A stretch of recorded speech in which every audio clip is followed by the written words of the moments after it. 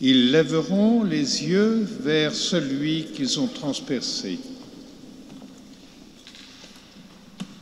Avec le rappel de cette prophétie de Zacharie, Saint Jean nous invite à regarder avec les yeux de la foi le cœur transpercé de Jésus, d'où jaillissent le sang et l'eau. Ce signe est le sommet de son témoignage et l'Évangile insiste pour qu'on croie en sa réalité. Celui qui a vu rend témoignage et son témoignage est véridique. Et celui-là sait qu'il dit vrai afin que vous aussi vous croyiez. Les pères de l'Église ont médité ce passage y voyant la source des deux principaux sacrements, l'eau du baptême et le sang de l'Eucharistie, d'où naît l'Église, nouvelle Ève née du côté du nouvel Adam, à savoir le Christ lui-même endormi sur la croix. Si on contemple ce signe à la lumière de tout l'évangile de Saint Jean, on comprend que par le sacrifice de la croix, le sang du véritable agneau pascal donne naissance à la source d'eau vive annoncée à la Samaritaine. Et l'Évangile a préparé cette révélation lorsqu'il nous est dit que la source d'eau vive est le don de l'Esprit en personne à travers la glorification de Jésus sur la croix. En effet, quelques chapitres précédents, il est dit au jour solennel où il terminait la fête, Jésus, debout dans le temple, s'écria « Si quelqu'un a soif, qu'il vienne à moi et qu'il boive, celui qui croit en moi. » Comme dit l'Écriture, des fleuves d'eau vive jailliront de son sein. En disant cela, il parlait de l'Esprit Saint, l'Esprit que devaient recevoir ceux qui croiraient en Jésus. En effet, l'Esprit Saint n'avait pas encore été donné parce que Jésus n'avait pas encore été glorifié par le Père.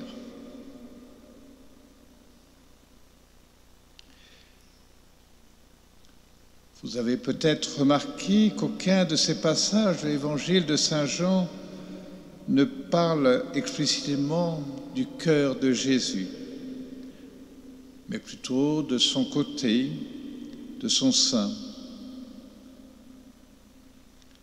Mais c'est légitimement qu'à partir de l'Évangile de Jean s'est développée, particulièrement dans l'école française de spiritualité, toute une dévotion au Sacré-Cœur.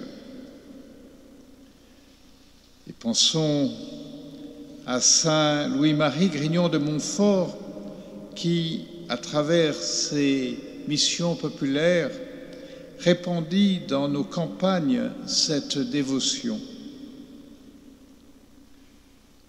Lorsque les paysans vendéens choisirent le signe du Sacré-Cœur, ils manifestèrent que leur résistance à la Révolution française était avant tout de nature religieuse. Pensons aussi au Père Charles de Foucauld, dont la spiritualité a si fortement marqué le XXe siècle. Mais ce sont surtout des femmes qui reçurent des révélations de Jésus lui-même sur son Sacré-Cœur. Nous connaissons les confidences de Jésus à Sainte Marguerite Marie, à Paray-le-Monial. Voici ce cœur qui a tant aimé les hommes, jusqu'à s'épuiser et à se consommer pour leur témoigner son amour. Et pour reconnaissance, je ne reçois de la plupart qu'ingratitude. Plus près de nous, cher au cœur de Saint Jean-Paul II, il y a Sainte Faustine et les paroles qu'elle reçut de Jésus. La plaie de mon cœur est la source de l'insondable miséricorde. De cette source jaillissent toutes les grâces pour les âmes. Les flammes de la pitié me brûlent. Je désire les transmettre aux âmes humaines. Parle de ma miséricorde au monde entier.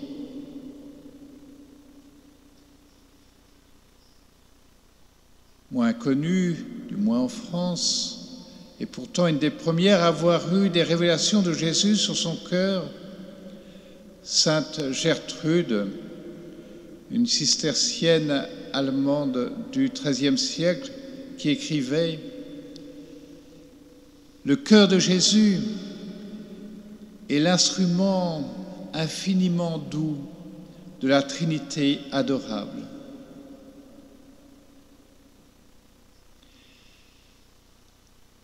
Alors oui, levons les yeux vers celui dont le cœur a été transpercé sur la croix.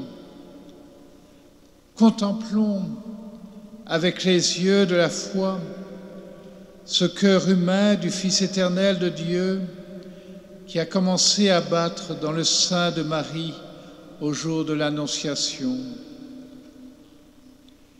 Ce cœur qui fut saisi de compassion envers les foules parce qu'elles étaient désemparées et abattues comme des brebis sans berger. Ce cœur qui exulta de joie sous l'action de l'Esprit Saint et qui proclama « Père, Seigneur du ciel et de la terre, je proclame ta louange.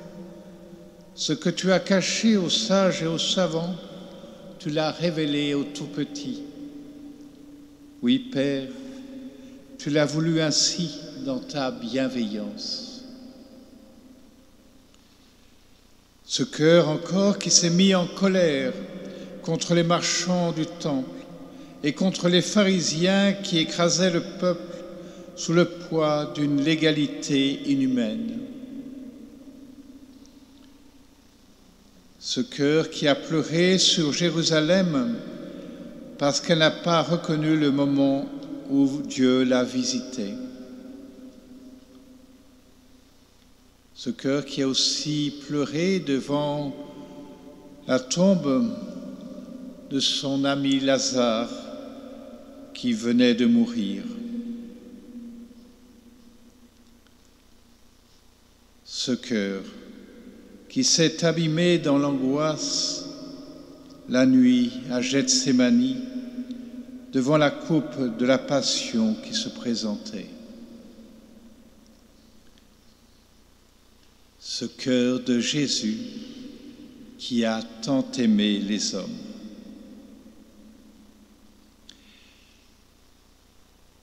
Oui, levons les yeux vers celui que nous avons transpercé et unissons-nous à cette prière de Sainte Gertrude.